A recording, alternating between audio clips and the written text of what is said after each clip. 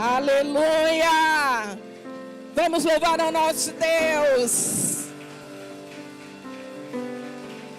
Nome que é sobre todo nome. Nome que é sobre todo e qualquer poder. Poder e autoridade e governo. Este é o nome do nosso Deus. Aleluias!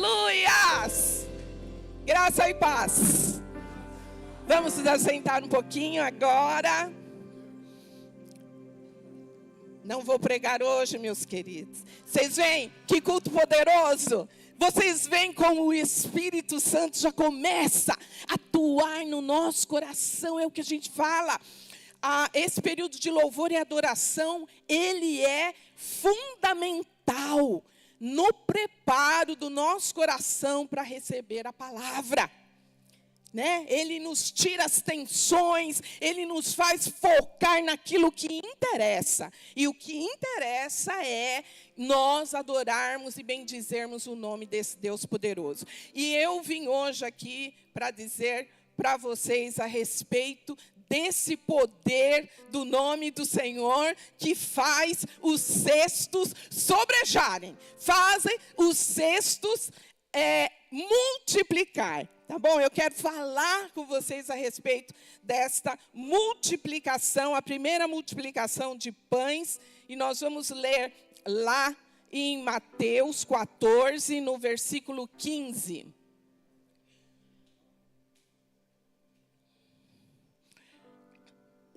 O nome do Senhor está acima do poder da escassez. Existem muitos poderes querendo atuar sobre a nossa vida. Poderes como a escassez é um deles. E esse é um poder que fala alto. Porque ele fala aqui dentro do meu estômago. Não é? Ele fala no meu filho que eu não posso dar um tênis para ele, que eu não posso dar uma roupa para ele no Natal, que eu não posso dar o presente que ele sonhou. Então, é um poder que fala muito forte, não é? Então, são muitos poderes externos, irmãos, malignos, porque nós estamos vivendo num presente século, que estão nos pressionando de alguma forma. E hoje nós vamos reconhecer aqui que o nome do Senhor é sobre todo e qualquer poder. E essa passagem da Bíblia nos mostra a respeito disso. Porque ao cair da tarde, os discípulos se aproximaram de Jesus e disseram: este é um lugar deserto. E já está ficando de noite. Despede então essa multidão. Por quê? Para que eles possam ir e possam então comprar comida. Porque aqui é deserto. Aqui tem escassez. Aqui tem escassez. E vamos ver a resposta do mestre.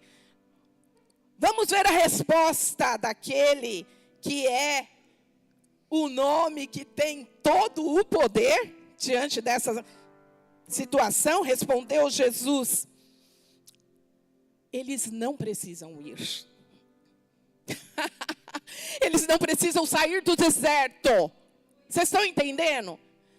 No deserto há uma liberação de poder maior de Jesus em cima daquele outro poder que está querendo te trazer algum tipo de escassez. Pode ser escassez de alegria, irmãos. Pode ser. Pode ser escassez de comunhão. Pode ser tanto tipo de escassez.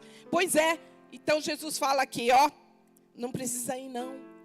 Calma lá. Deixa eles ficar aí mesmo, a multidão. Faz assim. Dê-lhes vocês mesmo algo que comer.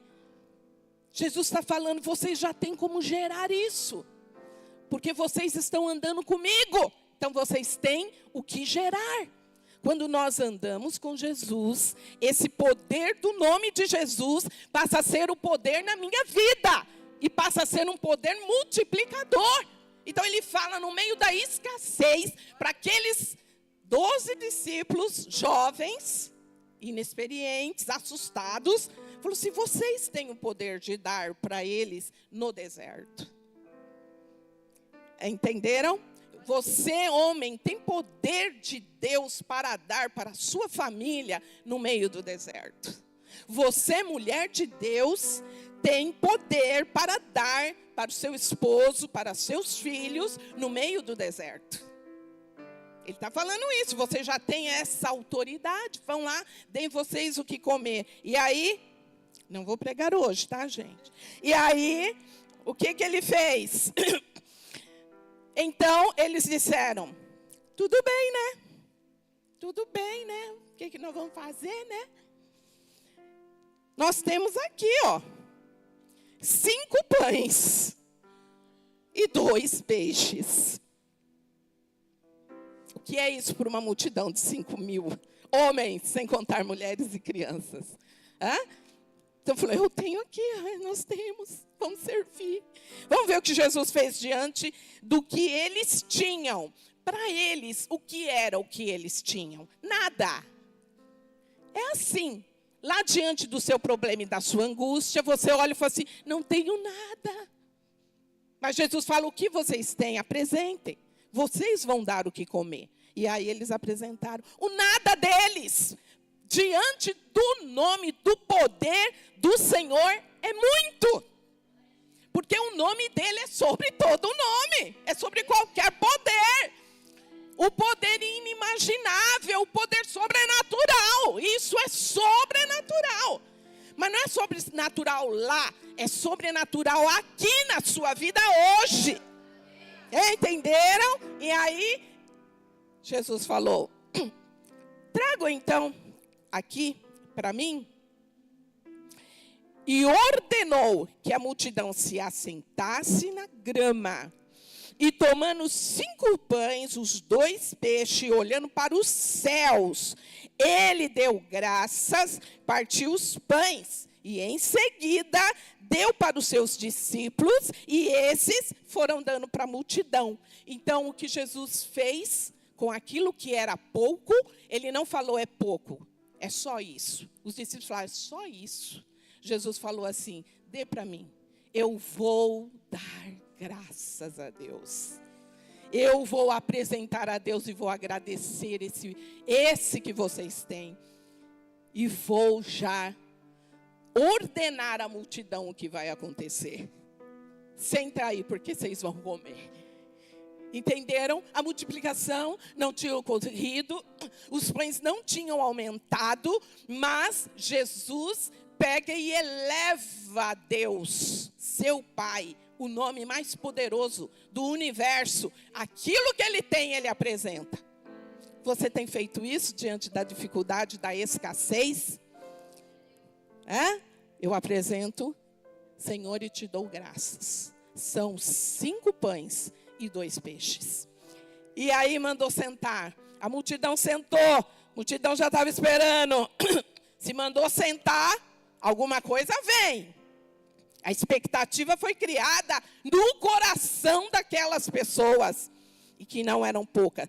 Todos então, e em seguida deu aos seus discípulos. E estes, a multidão. E aí, todos, digam todos, comeram e ficaram satisfeitos. Você entende no deserto? Você ficar satisfeito, seu filho ficar satisfeito, sua casa ficar satisfeita, sua casa falar assim, estamos bem. O deserto não mudou, ainda era no deserto, mas estava tudo bem lá. Entenderam? Estava tudo bem lá. Esse é o poder do nosso Deus. E ele tomando 5 pães, e todos comeram. Ficaram satisfeitos. E os discípulos recolheram. O que eles recolheram? Recolheram as sobras, que eram o quê? Quanto?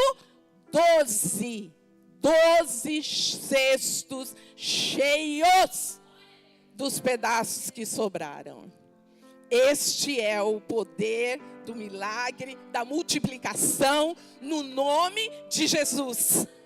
É isso que acontece na vida de todos nós, que somos seus filhos e cremos. Ele multiplica quando nós apresentamos e damos graças a Ele. Aleluia! Ele multiplica, o negócio multiplica demais.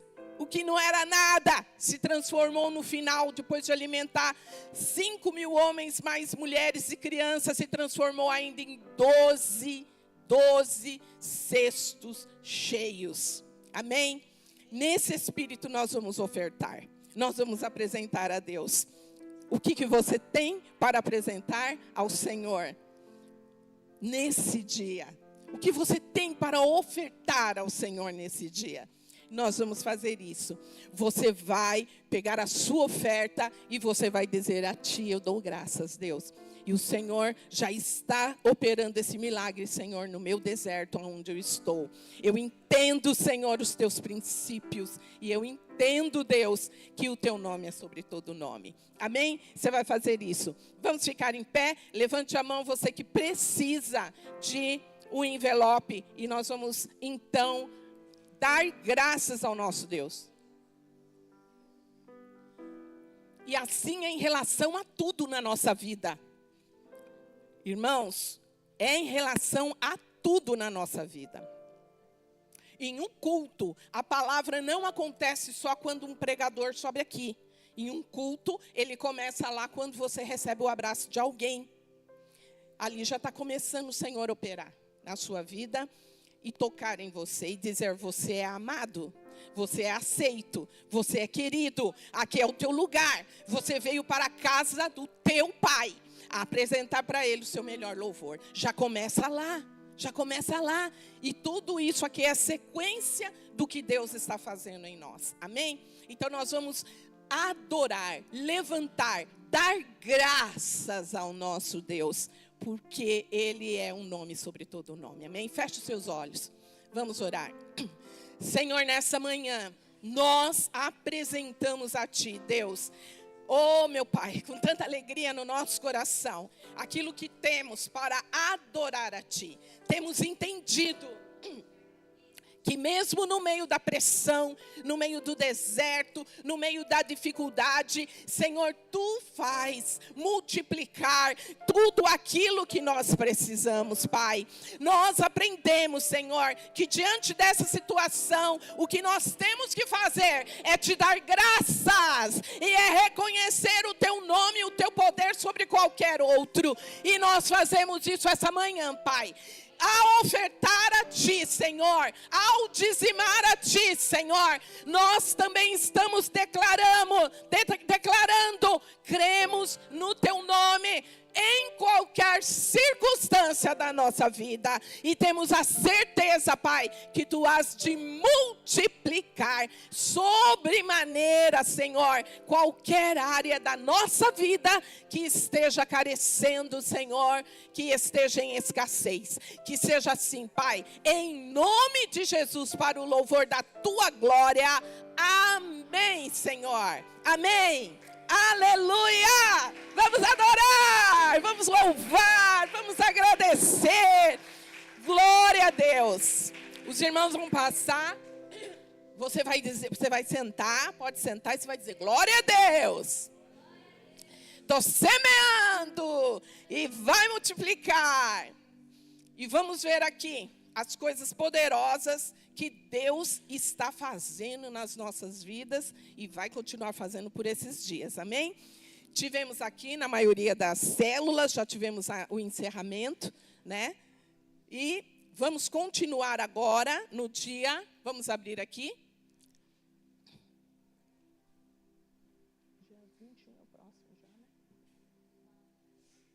Vamos continuar aqui no dia 20, nós vamos ter o encontro Metanoia, tá bom? Encontro Metanoia às 5h. Nós vamos estar aqui dando as orientações para quem vai batizar, para quem vai ser recebido também como membro. E dia 21 nós teremos a festa das células. Gente, festa da célula, e está tremendo, tá? Nós já preenchemos quase todos os lugares da organização do culto. Fiquei tão feliz ao ver o nome do irmão José. Levanta a mão, irmão José. Ei, irmão, glória a Deus. Vamos louvar a Deus pela vida do nosso irmão. Fiquei tão feliz que hoje cedo a Lília colocou o nome dele lá. Ele vai participar, nos ajudando no culto também. Cada um vai estar fazendo algo nesse culto. Cada um das células vai estar fazendo, tá bom? Nós temos ainda precisando de um casal. Parece que é para o culto da noite, um casal para nos ajudar aqui no ofertório. Já temos o irmão que vai falar, mas precisamos de 2 que vai nos ajudar aqui no ofertório. Já, não sei, o Nilton fez o sinal para mim? Ah, tá. O culto da noite. Não, mas o Nilton já faz isso o ano inteiro, né? Vamos deixar o outro fazer? Nilton, deixa o outro fazer. O Nilton, olha, tá vendo como quem serve quer continuar servindo, gente? Ele fala, você vai mudar. Não, mas já estou tão acostumado, vou continuar. Então, nós precisamos, eu acho que 2 pessoas para o culto da noite. E se você tem um cântico de adoração e de louvor ao nosso Deus, também pode nos dizer, eu gostaria de adorar o nosso Senhor, junto com toda a igreja, todos nós. Amém, vamos lá, tá bom? Quer dizer que você tem que ser aqui um cantor para vir aqui? Não, viu, irmãos? Nós louvamos a Deus com tudo que nós temos. Abrimos a boca aqui, cantamos, todo mundo canta junto também. Aqui não é para ser o profissional, o cantor, não. É o adorador. Você quer adorar a Deus com um cântico de louvor, você se apresente a nós, tá bom? E então, teremos 2 cultos. A apresentação dos Comuna Kids. Comuna Kids será no culto da noite, ok?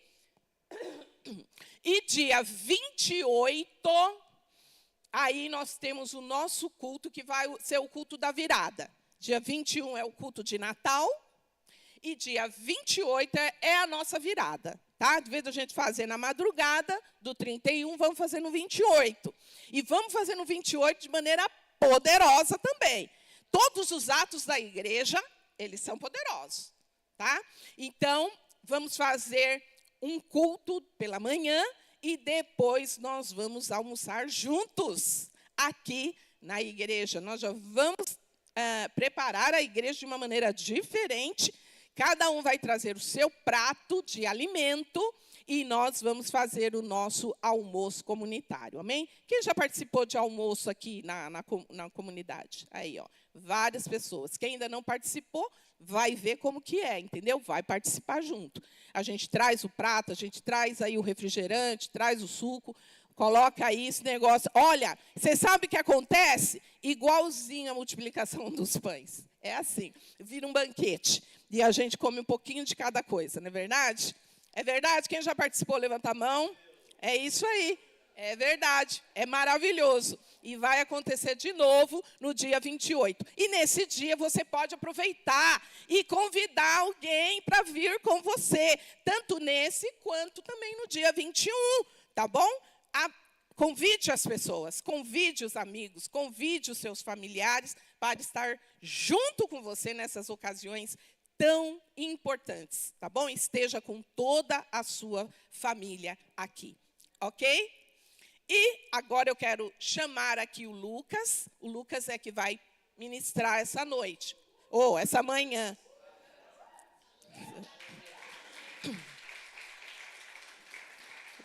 Será que eu falei noite? Acho que eu quis falar noite para falar assim, ele vai começar de manhã, só vai acabar à noite. Será que foi isso? Errei. Nós vamos orar pelo Lucas. O Lucas, ele é motivo de gratidão na nossa família, porque o Lucas, ele era um cara que não tinha Jesus no coração. Até ele conhecer a Heloísa. O Senhor já estava falando, né? Vai ser só até aquela data, porque dali para frente o negócio vai mudar. E mudou radicalmente. O que Deus tem feito na vida dele é algo muito poderoso. Ele está sendo discipulado a cada dia pelo pastor, né, ali, no tete-a-tete, dia após dia, e nós nos alegramos ao ver a obra poderosa que Deus faz de transformação na vida de um ser humano, na vida de uma pessoa, né? Então, vamos orar por ele, para que o Senhor use a vida dele nessa manhã. Bem? Feche seus olhos, coloque as suas mãos aqui, ó, em direção ao Lucas. Deus eterno, nessa manhã nós te damos graça pela vida do Lucas, que aqui, Senhor, será apenas o interlocutor da tua palavra. Ele vai ser a tua boca, Pai. O Senhor a encherá. E nós, Senhor, sairemos daqui, Senhor, renovados, Pai, pelo poder da tua palavra e da tua presença, Senhor. Usa ele com unção e graça. É o que nós pedimos e já te agradecemos. Amém, Jesus. Amém.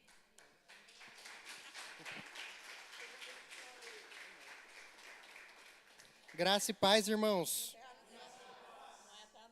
Não é até a noite? A pastora já deixou difícil aqui para mim o negócio, né? Quase que ela já ministra aqui também. Só deixou um pouquinho mais difícil. Mas amém. Qual é a série que nós estamos falando nas últimas semanas? Vocês se lembram?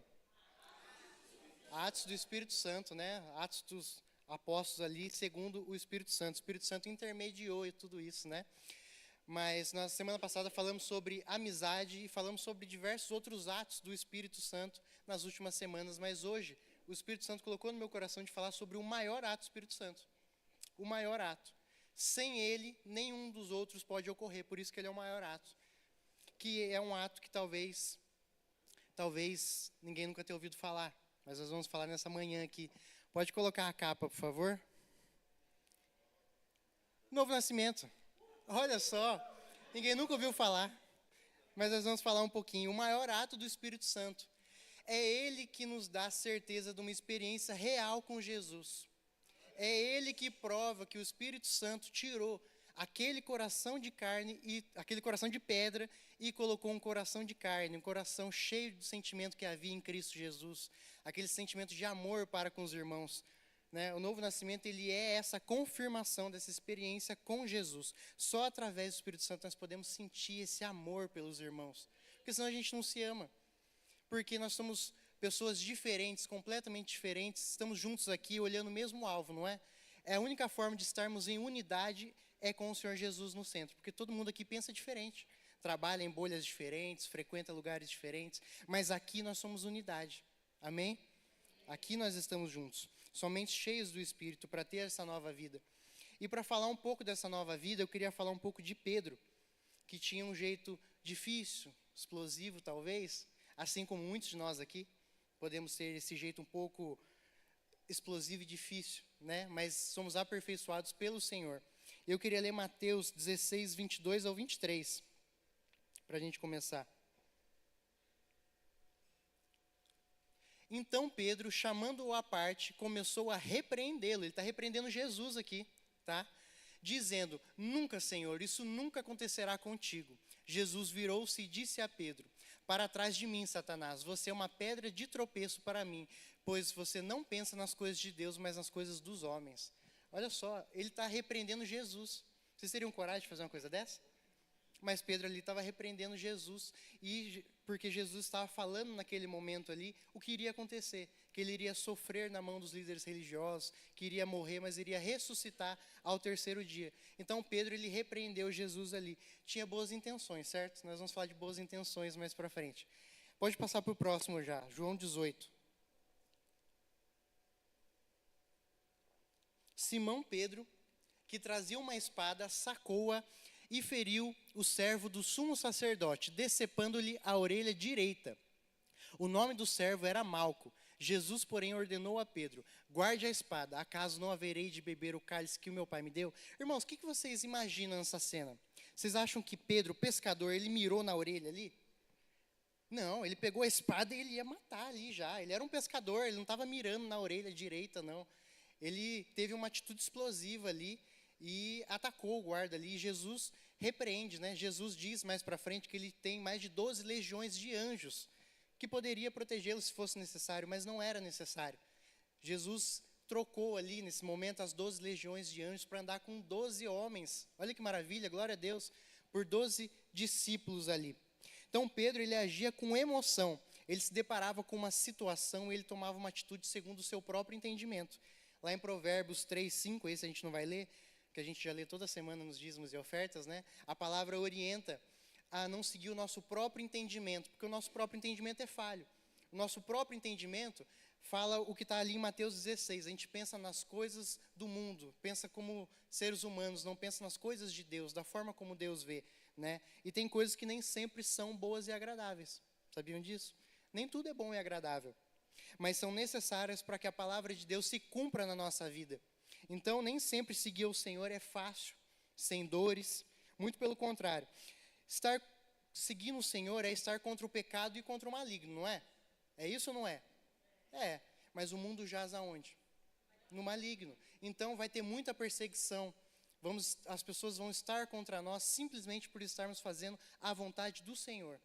Simplesmente por isso. Às vezes você não fez nada de errado, mas se levanta uma luta contra você, se levanta um problemão, você fala, nossa, como que isso pode acontecer, né? Nossa, o que aconteceu? Não aconteceu nada. Não, mas o maligno, a perseguição se levanta contra nós. Vamos ver Lucas 22, 32, que é uma parte que o Espírito Santo falou muito com o meu coração. Pedro, ele já andava com Jesus há tanto tempo, né? Olha só o que está escrito. Contudo, eu orei por você, para que a sua fé não desfaleça. Quando, porém, você se converter, fortaleça os seus irmãos. Pedro, ele já andava com Jesus há um bom tempo. Ele via pregações do Mestre pessoalmente. Imagina só você ter o prazer de ver uma pregação de Jesus pessoalmente. Já imaginou como seria? Eu gosto de imaginar como seria, né? E Pedro estava ali no dia a dia com Jesus andando. Ele viu esse milagre dos pães e peixes que foram multiplicados. Ele andou sobre as águas ali. Logo depois tomou um puxão de orelha de Jesus, né? Tirou os olhos do alvo. Mas ele passou por tudo isso e ele ainda não tinha se convertido, né? Mas não era para ser o suficiente ele estar ali ouvindo de Jesus e andando para ele já ter se convertido? Para nós aqui, trazendo para nós, vir no culto de manhã não é o suficiente para a gente se converter também. Ainda não é o suficiente, porque pode ser que você esteja encarando, assim como o Marcos citou, como uma programação religiosa. O Pai procura aqueles que o adoram em espírito e em verdade. Então, estar presente aqui não é o suficiente. Assim como para Pedro, estar ali andando com Jesus ainda não era o suficiente. Jesus fala que orou por ele, para que a fé dele não se desvaleça, mas que ele seja força. Ou seja, o Pai, ele já estava orando por ele.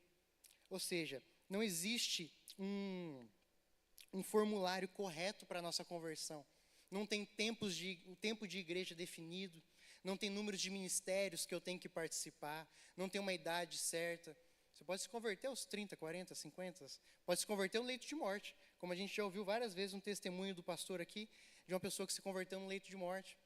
Assim como vocês podem converter aos 20, 30, ou antes disso também. Não existe isso. A vida com Deus não é engessada, por isso que é baseada em intimidade. Pode ser que uma pessoa nova tenha essa intimidade com Deus, uma intimidade tão gostosa, e uma pessoa mais velha ainda não consiga. Mas que em nome de Jesus vai conseguir. Amém? Mas para o bem de Pedro, e para o nosso bem aqui também. Lá em Salmo 133.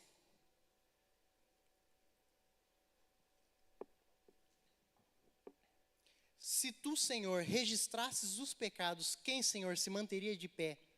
Imagina se todos os pecados que nós cometemos fossem registrados, fossem guardados, não fossem apagados. Ou que Deus falasse, não, tudo bem, você pode prosseguir, mas está aqui no livro negro.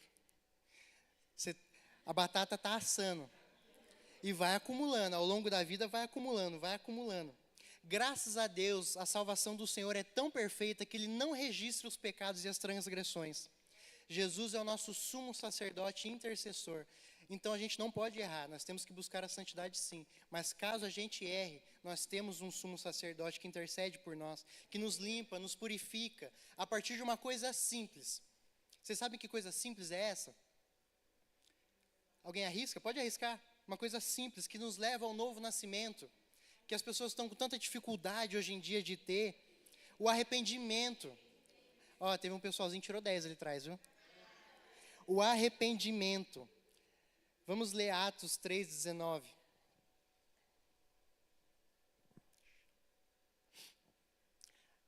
Arrependam-se, pois, e voltem-se para Deus, para que os seus pecados sejam apagados. Ou seja, o pecado não está guardado, ele foi apagado na cruz.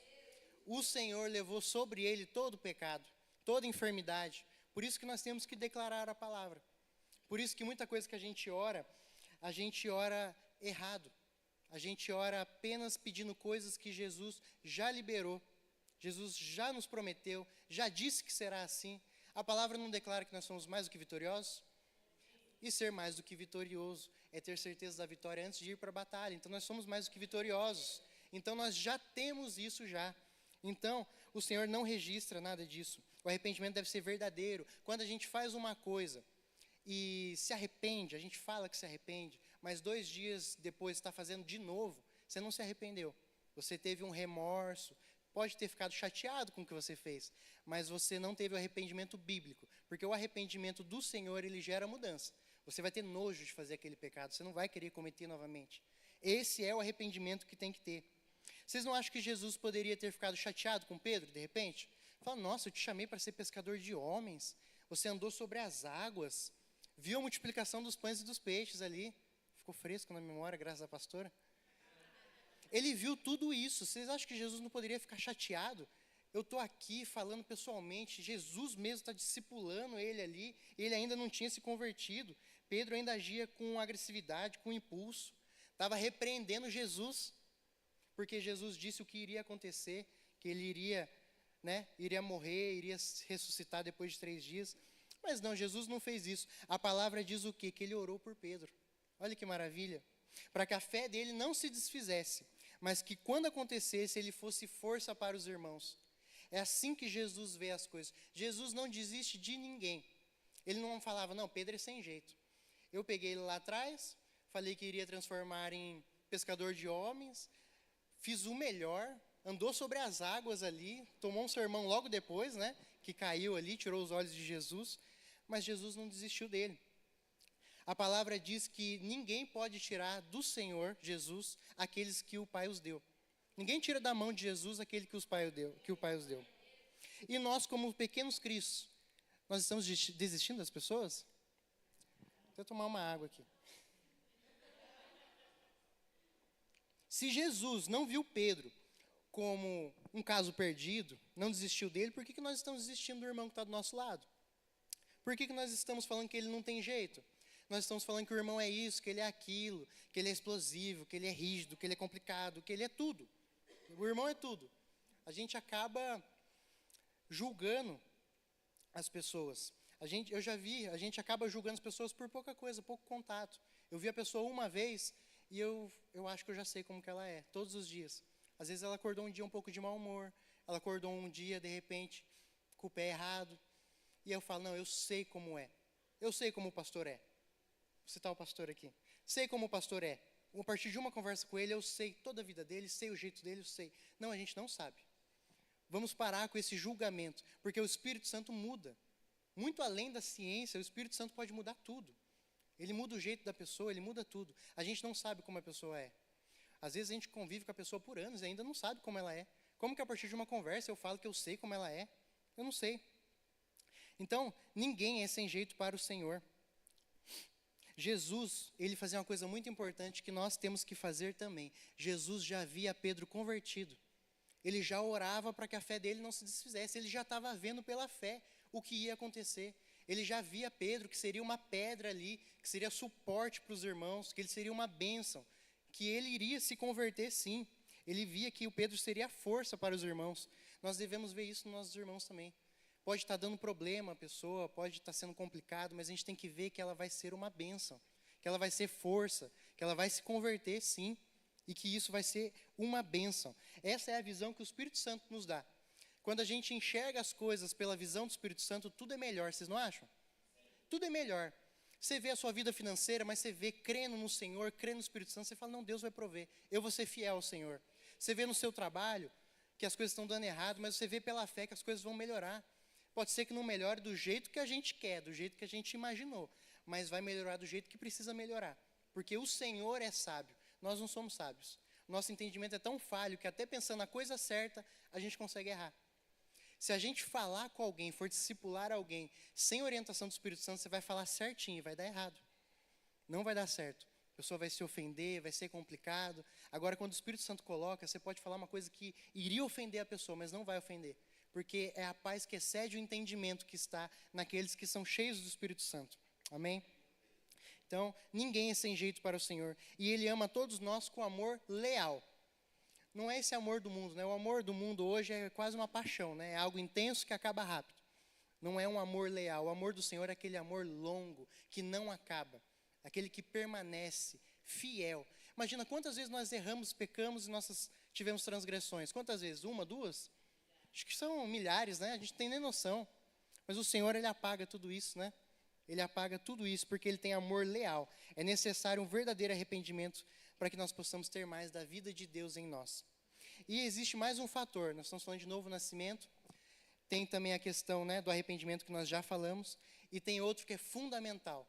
Que parece que há também certa dificuldade, né? Que é o perdão. O perdão é fundamental também. Perdão, nós vamos falar de 2 perdões aqui. Primeiro, o perdão de Deus. Por consequência do verdadeiro arrependimento, o Senhor nos perdoa. De tudo que nós fizemos de errado, de ruim, o Senhor nos perdoa. Vamos ler 1 João 1,9.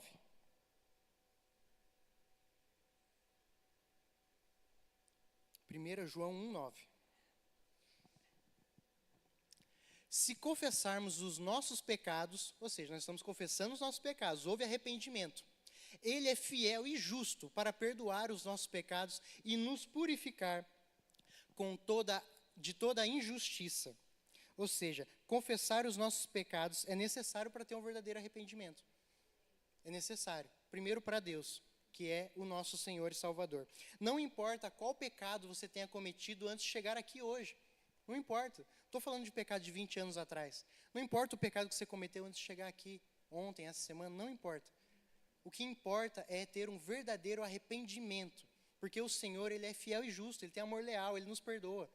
Então, as coisas velhas já passaram, né? O que importa é daqui para frente. Não quer dizer que está tudo bem pecar, mas aquilo que já aconteceu, o Senhor nos limpa e purifica. Na palavra diz que há mais alegria no céu por um pecador que se arrepende do que por 99 justos que não precisam se arrepender. E existem vários estudos, né, pegando esse versículo no hebraico, que dizem que essa felicidade é do céu todo, mas é de Deus também. Deus se alegra. Imagine esse Senhor onipotente, onipresente, poderoso, se alegrando com algo que a gente pode considerar tão pequeno. Nossa, o irmão ali se arrependeu, né? A gente nem dá muita moral, né? Mas a alegria no céu, a alegria em Deus quando um pecador se arrepende. Porque é mais um que vai estar na glória, tendo a vida eterna. Amém? Nós que amamos os nossos irmãos aqui do lado, a gente tem que lutar pela vida deles. O céu não é maravilhoso, a vida eterna não é maravilhosa. A gente quer isso só pra gente? Não, a gente quer o irmão junto. Pela eternidade toda, junto ali, louvando o Senhor, adorando em espírito e em verdade, dizendo que Ele é santo, que Ele é misericordioso, que Ele é maravilhoso. Isso nos deixa mais próximos de Deus. A coisa mais espiritual que pode acontecer é a gente errar, pedir perdão para Deus, reconhecer o erro, porque isso gera amadurecimento. Quando a gente erra e fica naquela, eu não quero pedir perdão, vou pedir, não quero. Isso te prende naquele estado atual que você está. O amadurecimento, ele vem dessa vida com Deus completa. E o segundo perdão é perdão para com os irmãos. A gente pediu perdão para Deus, certo? Mas é necessário também pedir perdão para os irmãos. É necessário, a palavra nos orienta a isso. Nós vamos ler alguns textos aqui. Às vezes o orgulho das pessoas está tão inflado que ela até consegue pedir perdão para Deus, mas é incapaz de pedir para o irmão. É incapaz. O orgulho é tão perigoso que tirou até anjos do céu. Imagina o que não vai fazer com a gente. Vai colocar num lugar de perdição eterna. Porque aí a gente não tem arrependimento real, não tem um novo nascimento. Uma coisa impede a outra. Vamos ler agora. Agora sim a gente vai para Colossenses 3:13.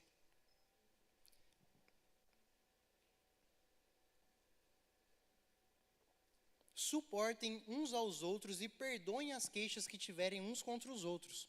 Suportar não é aquele irmão insuportável, não, tá? Não é aquele irmão que você não aguenta perto. É suportar, é dar suporte para a vida dele, é estar junto, né?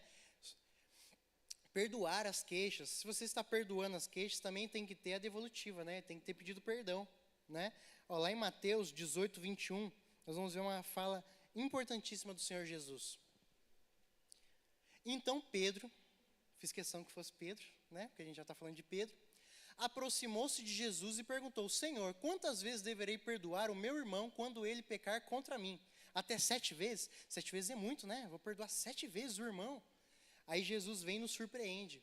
Fala até 7 vezes, Jesus respondeu: eu digo a você, não 7, mas até 70 vezes 7. A gente não está falando do literal, né? 70 vezes 7, mas é um número perfeito. A gente vai perdoar sempre. É necessário que a gente perdoe os irmãos. E é necessário que a gente tenha a humildade de pedir perdão quando errou. Nossa, eu já perdi a conta de quantas vezes eu pedi perdão para os irmãos. Perdão, errei nisso daqui, não foi legal. Às vezes o irmão nem falou nada, mas você sabe que você errou. Você fala: nossa, eu respondi de uma forma que não foi legal, me desculpa, viu? Acordei num dia meio ruim. Então é necessário o perdão. Parece tão simples, mas é parte essencial. E Efésios 4:32, para a gente terminar essa parte do perdão com os irmãos. Sejam bondosos e compassivos, ou seja, você vai ter compaixão do seu irmão. Você não vai falar que ele deveria saber que não deveria ter falado assim com você. Ele não deveria, mas você vai ter compaixão, você vai ser bondoso com ele, uns para com os outros, perdoando-se mutuamente. Ele te perdoa, você perdoa a ele. É assim que a gente vai viver em família, como Deus nos perdoou em Cristo. Ou seja, o Senhor não nos perdoou, levou todo o pecado naquela cruz. O Senhor Jesus, que era sem pecado, foi torturado, foi pendurado naquela cruz, foi necessário que Jesus se sentisse desamparado por Deus, ali no final, para que nós estejamos sempre com Deus. Foi necessário que até Jesus sentisse que ele estava sozinho por um momento, para que a gente não estivesse sozinho nunca mais. Olha que grandioso que é a obra da cruz. É maravilhoso. Isso gera amadurecimento espiritual. Isso é ter o sentimento que havia em Cristo Jesus. Eu não vou guardar mágoas. Eu vou perdoar, serei perdoado, Deus vai me perdoar. Isso é o sentimento que o Espírito Santo nos traz. E Marcos 11:13. Que é a história da figueira, né? Vocês vão entender onde que a gente vai chegar. Ao observar a certa distância uma figueira com folhas, foi ver se encontraria nela algum fruto. Aproximando-se dela, nada encontrou, a não ser folhas, porque não era tempo de figos. Então Jesus disse à figueira: ninguém mais coma do seu fruto. Os seus discípulos ouviram isso. Ou seja, a figueira estava seca. Estava seca, irmãos? O que o texto diz? Vocês estão acompanhando? Vocês dormiram já? Não, vocês estão aí. A figueira não estava seca, ela estava cheia de folhas, né? Ela estava bonita. E ela parecia ter frutos. Então vocês acham que Jesus foi injusto ali por condenar, né, amaldiçoar aquela figueira ali? Quando ele se aproximou não tinha nada. A verdade é que, infelizmente, nós vamos lidar com muitas pessoas que nem sempre são nascidas de novo. Às vezes a gente acha que é. Ela fala um evangeliquez muito bonito. Ela sabe versículos de cor, fala bem, mas quando você se aproxima, essa parte que eu falei são só as folhas. A vida mesmo não tem fruto, não tem novo nascimento real, são só as folhas. Então Jesus amaldiçoa essa figueira, mesmo quando não era tempo de dar fruto. O texto deixa bem claro, não era tempo. Então por que, se não era tempo, né? Então está tudo certo, não tinha que ter. Era estranho se tivesse fruto, né? Mas não, o problema aqui é parecer o que não é. O problema é você parecer que é uma coisa que você não é. Esse é o problema das folhas. O problema não é ter folhas, o problema é você iludir alguém. Você fala tão bonito, mas não tem a vida que acompanha isso. Então Jesus amaldiçoou essa figueira. Pedro, em vários textos que nós lemos aqui, ele errou, não errou? Repreendeu Jesus, levantou a espada para matar o servo, né? Ele errou em muitas coisas, mas Pedro, ele não fingia ser algo que ele não era. Pedro, ali naquele momento, naqueles momentos que nós lemos aqui, ele errava e tentava acertar. Essa era a diferença dos líderes religiosos da época, que eles achavam que já eram perfeitos, que não precisavam de Jesus. Então Pedro, ele errava assim como a gente erra aqui. Todo mundo aqui erra, todo mundo erra. Mas Pedro não fingia ser algo que ele não era. Então ele era real. Ele seria aqui uma figueira sem folhas, né? Seria realmente o que ele era ali naquele momento. Ele não fingiria ser algo que ele não é. Então, não importa o nível espiritual que nós estamos aqui nessa manhã, e nem o nível de intimidade com Deus que nós chegamos aqui. Importa é a gente ser real no que a gente é e buscar mais. Não quer dizer que a minha vida com Deus tem sido rasa, que ela pode continuar rasa. Mas se até ontem ela foi rasa, tudo bem, mas hoje vai ser diferente. Hoje nós vamos buscar o Senhor. Porque o passado a gente não pode mudar. A gente não pode ser mais próximo de Deus ontem do que eu posso ser mais próximo de Deus hoje. Hoje eu posso ser mais próximo de Deus do que eu era ontem. Então é necessário que nós tenhamos isso em mente, querer sempre melhorar. Não tem problema nenhum você ter folhas, desde que tenha fruto também. Pode ter folha, pode ser uma figueira bonita, mas tenha fruto que acompanha, tenha novo nascimento, tenha perdão, tenha arrependimento genuíno. Tem aquele arrependimento verdadeiro que transforma uma vida. Tem gente que consegue converter pessoas sem falar nada demais. Ela converte com a vida. Porque hoje em dia as pessoas, quando você vai falar, elas já retrocedem. Falam, não quero saber esse negócio de igreja aí não. Está querendo dinheiro, né? As pessoas já estão nessa defensiva já. Então, quando você muda com a sua vida, é diferente. A sua vida pode converter muito mais pessoas do que a sua boca. A sua vida pode mudar isso. Se você tentar se esconder atrás dessas folhas que a gente falou aqui, você nunca vai evoluir. Porque você sempre vai estar vivendo essa mentira. Você sempre vai se esconder atrás das folhas. Não, mas eu falo bem, eu consigo pegar o microfone e falar, mas eu sei um monte de versículo de cor. E aí você não se volta para o quão pequeno você é. E todos nós somos pequenos. Nós temos que reconhecer que somos pequenos e nos prostrar diante do Criador, porque Ele é grande. E o poder dele fica mais forte quando nós estamos fracos, né? Quanto mais nós estamos fracos, mais o poder de Deus é abundante nas nossas vidas. Mais cheios do Espírito Santo nós vamos ser. Amém? Um novo nascimento, ele vem disso. Vamos ler João 3,7. Esse não podia faltar, né? Jesus fala, não te admires de eu te dizer isso. Ou seja, não fique impressionado, não. Não te admires. Importa-vos nascer de novo. É importante que isso aconteça. Porque senão, ninguém aqui vai se encontrar lá no céu, infelizmente. Ninguém aqui vai. Então, importa-vos dizer isso. Importa-vos nascer de novo. É importante estar sempre falando sobre isso. A comunidade da graça está sempre falando sobre isso. Né? Que nem o pastor sempre fala, que o Carlos Alberto fala, não, nós vamos começar um novo tema aqui. Primeiro tópico, novo nascimento, arrependimento, perdão. Essa é a base do evangelho. Isso não é bater demais na mesma tecla, isso é bater no que importa para a sua vida. Isso é bater no que vai te levar para o céu ou que vai te levar para o inferno. Porque as pessoas estão pregando um evangelho da prosperidade, que não é um evangelho verdadeiro. É um evangelho que pode, sim, te fazer conseguir coisas aqui, mas bens materiais. Nada além disso. E o que realmente importa, o nosso galardão, a nossa vida eterna com Deus, tudo isso vai ficando para trás. Tudo isso vai se desfalecendo. Então, uma nova vida, ela ainda não é perfeita. Na glória com Jesus vai ser perfeita. Amém? O que não quer dizer que a gente não tem que buscar a santidade. Que as pessoas falam, não, porque Paulo disse que dos pecadores eu sou o pior. Mas ele também disse que prossegue para o alvo. Mas as pessoas querem pegar só a primeira parte. Se até Paulo dos pecadores era o pior, quem dirá eu, né? Não, mas Paulo prosseguia para o alvo. Ele não parava nunca. Jesus disse, sede santo como eu sou santo. Ou seja, Jesus quer buscar que tipo de igreja? Igreja, diz para mim, que tipo de igreja que Jesus vai apresentar lá no paraíso? Só o pastor não vale, gente. A igreja está aí, ele já falou primeiro, santa, irrepreensível, inculpável. A gente é essa igreja? A gente tem que declarar que é.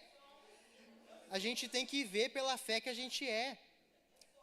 Amém. É isso. Não é ficar falando, não, porque você acha que você é santo. Fala, não, eu estou sendo aperfeiçoado por Deus e eu vou alcançar a santidade. Veja pela fé. Veja pela fé isso. Vamos ser essa igreja. Vamos ser essa igreja que o Senhor Jesus vai apresentar. Porque se nós não formos, eu sinto informar, Ele não vai apresentar outra. Porque Ele vai apresentar essa. E nós devemos ser santos. Porque se a gente for santo no individual, no coletivo, imagina que gostoso. Imagina que igreja gostosa. A gente fala tanto da igreja de Atos, né? A igreja de Atos é essa aqui. Você está na mesma igreja, irmão.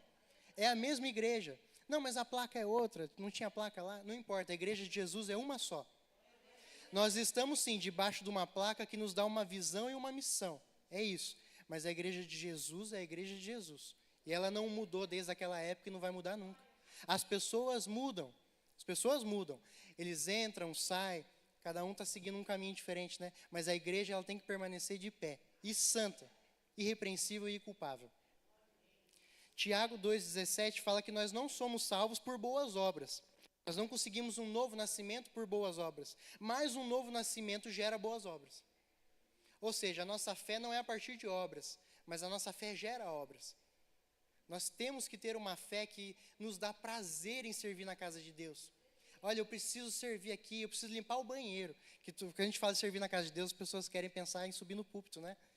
Ah, é a única coisa que importa. Não, o pastor pregou umas 3 semanas atrás que você tinha que ter bom testemunho, ser cheio do Espírito Santo e ser sábio para limpar as mesas. Ou seja, então para limpar o banheiro é da mesma forma. É tudo da mesma forma. As pessoas endeusam muito certas coisas. Pregar de púlpito é a menor parte da semana. É a menor parte. A maior parte acontece na hora que o culto acaba. Que você vai lidar com cada tipo de pessoa, com cada situação. Que você vai trabalhar nas reuniões de segunda-feira. Você vai dar prioridade, porque você é um novo nascido. Vai estar aqui segunda-feira. Vai estar aqui na célula. Tudo isso é importante. Nada no reino de Deus é dispensável, tá? Pode ser que você tenha uma dificuldade de trabalho, tudo que te impeça. Tudo bem, eu estou falando daquele que não dá prioridade. Okay? Aquele que quer ficar no banco no domingo e acabou. Você não pode ser essa pessoa, não se acomode em ser essa pessoa. O famoso esquenta-banco. E o esquenta-banco não é aquele que está procurando se achar, irmãos, é aquele que não quer se achar. Ele fala, eu vou sentar na última fileira ali, que é a hora que começar os avisos eu já vou embora, que daí o pastor nem chega em mim. A gente já teve gente aqui assim, que antes de acabar o culto a pessoa já estava no carro. Ela não queria ter comunhão com os irmãos, não queria estar junto. Como que nós vamos ser, assim como Jesus disse, seja santo como eu sou santo, se eu nem gosto de estar com meu irmão? Se eu nem gosto de conversar com ele, eu nem quero estar junto com ele. É isso que não pode acontecer em nossas vidas. E não pensem que isso é algo distante, tá? Que a gente precisa ir para outro país servir numa igreja lá para servir as pessoas. Não precisa ir tão longe, não. Pode ser aqui nessa igreja. Aqui está cheio de gente precisando ser servida. Está cheio de áreas precisando que você sirva. O Senhor, Ele está te incomodando nessa manhã. Eu ia falar noite, que nem a pastora. Porque tem lugar para você servir aqui. Você não precisa ir para uma igreja lá em outro país para servir. Aqui está cheio de gente precisando que você sirva. Está cheio de gente, cheio de lugar. Está vendo esses bancos que estão vazios ainda? Está faltando que a gente se levante, comece a fazer a obra, comece a convidar e comece a evangelizar as pessoas. Está faltando isso, irmãos. Está faltando a gente parar de colocar na conta dos pastores e começar a gente a fazer. Nossa, mas o pastor não está convidando? E você convidou? Você convidou alguém? Quem convidou alguém para vir aqui hoje? A gente tem que melhorar isso. O Marcos convidou. O Marcos convidou. Ele tirou nota 10 de novo. Mas a maior parte não convidou. Isso aqui não é para ser chato. É para a gente, semana que vem, vai ser um culto maravilhoso semana que vem. O culto das células. Vai ser um culto diferente semana que vem. Outra pessoa vai pregar aqui, uma pessoa que não prega com tanta frequência, de repente, não sei quem é. Sei que não vai ser os mesmos de sempre, né? Estou indo pelo óbvio. Vai ter pessoas diferentes ministrando louvor, pessoas diferentes preparando algo para te receber na porta ali. Isso é para você convidar pessoas. Isso é para a igreja fazer o mínimo, que é vir nos 2 cultos. Isso é o mínimo, isso não é favor para o pastor. Isso é o mínimo. Porque se eu vou servir na porta ali no culto da manhã, eu vou preparar algo. E para isso eu preciso que pessoas venham. E se à noite outra pessoa vai preparar e eu não venho porque eu já vim de manhã, eu estou desonrando a vida do irmão, que preparou algo. Então nós devemos estar aqui. Isso aqui é a oportunidade de buscar a Deus, é a oportunidade de ter arrependimento, de ter perdão de Deus, de ter um novo nascimento. Tem pessoas que acham que são nascidas de novo, mas ainda não são. É necessário que o Espírito Santo confirme isso para o seu espírito. E a palavra diz que o Espírito Santo faz isso. O Espírito com E maiúsculo testifica para o Espírito com E minúsculo. O E minúsculo somos nós. O E maiúsculo é o Espírito Santo. Então, o novo nascimento, ele está longe e perto. Vou explicar. Ele está longe das pessoas orgulhosas. Ele está longe das pessoas que não se arrependem, que não sabem pedir perdão. O novo nascimento está muito longe dessas pessoas. Ele está longe. Isso aqui, irmãos, não é para ninguém específico. A palavra primeiro nos confronta. As pessoas acham que porque a gente está pregando uma palavra, a gente mirou numa pessoa, mas às vezes é para a gente mesmo. E se a palavra está te confrontando, dê graças a Deus por isso. Sabe por quê? Porque significa que o Senhor tem amor leal para com você e Ele te ama. Porque se a palavra está confrontando, é porque o Senhor quer te ensinar algo. Porque o Senhor tem mais para você. Eu já ouvi de uma pessoa que eu estava discipulando, que ela já tinha sido totalmente aperfeiçoada pelo Espírito Santo. Totalmente. Falou que o Espírito Santo não tinha mais nada para fazer na vida dela. Eu ouvi isso. Vocês acreditam? O Espírito Santo não tem mais nada para fazer na minha vida. Eu já estou perfeito. Parece estranho, parece que eu estou inventando esse exemplo, né? Mas eu ouvi isso. É real. Difícil de discipular uma pessoa assim, né? Eu já estou perfeito. O Espírito Santo não tem nada para fazer na minha vida. Infelizmente, tem pessoas que ainda pensam assim. De repente, por tempo de igreja, acha que tempo de igreja é o suficiente, mas não é. O que importa é o novo nascimento, uma experiência real com Jesus. É isso que importa. Então, o novo nascimento ele está longe e perto. Mas o novo nascimento está tão perto de você aqui nessa manhã. Ele está tão perto daquele que tem um arrependimento verdadeiro, que tem alegria em estar aqui, em servir ao Senhor. Ele está tão perto. Ah, eu já sou nascido de novo. Ótimo, Deus tem mais para você. Todo aquele que é nascido de novo, quem sabe não sou eu se você é nascido de novo, tá? Eu não sei. Quem sabe é você e o Senhor. A gente falou da figueira. Sabe quem sabe se você tem frutos ou não? Não sou eu. Pode ser que eu vi uma parte e eu achei que não tem fruto, mas tem fruto sim. Quem sabe se você tem fruto ou não é Deus, é o Senhor. Por isso que a gente não deve mentir para Ele. Nós que estamos aqui, a gente não sabe 100% das coisas, mas o Senhor sabe tudo. Graças a Deus, Ele sabe tudo, Ele sabe todas as coisas. Sabe se você tem fruto, sabe se você teve um novo nascimento, sabe se você está arrependido ou se é um falso arrependimento. Ou se é aquele arrependimento mentiroso. Só para você falar com os pastores, falar com um ou com o outro. Você acha que é mentir que se arrependeu. E os homens você pode até enganar. Mas o Senhor você não engana, nem por um momento. O Senhor sabe de tudo. Ele sabe de todas as coisas. Há olhos do Senhor em todos os lugares. Do Senhor nós não podemos esconder nada. E as pessoas acham até que o demônio é assim também, né? Ele não é. Ele só sabe o que a gente deixa ele saber. Só o que a gente fala é o que ele sabe. O Senhor sabe até o que a gente pensa. Até o que está no nosso coração. Porque foi Ele que nos deu esse novo coração de carne, que é cheio. Irmãos, repita comigo, cheio. Cheio de amor para com o próximo. Esse coração é o que a gente tem que ter. Comuna Dei. Estou quase fazendo os avisos. Comuna Dei. Comuna Dei não, perdão, até errei o nome. O culto de ano novo, que nós vamos ter um almoço aqui. Venha preparado para ficar, para curtir. Eu não estou falando da comida, não. A comida vai ser gostosa, sempre é. Graças a Deus. Mas é para você estar junto com os irmãos.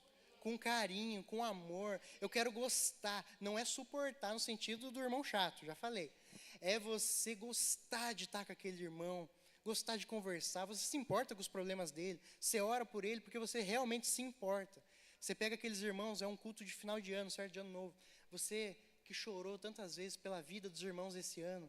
Você que realmente viveu aquele sentimento que tinha em Cristo. Você que viveu esse sentimento. É o momento de estar junto, de compartilhar, de conversar. Eu acho engraçado, tem algumas pessoas nesse tipo de evento que sentam numa mesa, né? Mas ela não fica 5 minutos ali. Daqui a pouco ela está em outra mesa. Daqui a pouco ela está em outra mesa. E ela vai conversando com todo mundo, porque ela quer estar junto, ela quer conversar. Ela não fica presa a uma bolinha. Não, nós somos um corpo. Nós estamos juntos em todas as coisas. E todo mundo é importante no corpo. A pessoa que ministra é importante, mas a que limpa o banheiro também é. A pessoa que passa uma vassoura ali na frente, que caiu folha, todos são importantes. É tão importante estar juntos. Nós devemos, sim, buscar o Senhor. E, do fundo do meu coração, que você esteja com o coração aberto nessa manhã. Para viver esse sentimento que havia em Cristo Jesus. Sentimento não tem imitação, tá? Só o Espírito Santo pode te dar. Que a gente possa viver esse sentimento. Queria que os irmãos ficassem de pé nesse momento. Dá a mão para o irmão que está do seu lado. Nem precisa ir lá para trás que eu vou falar outra coisa. Nem precisa dar a mão para todos, nem precisa juntar todas as fileiras que vocês vão entender já. Vocês estão todos de mãos dadas? Pega o irmão. Espera aí, calma. Todo mundo está de mão dada?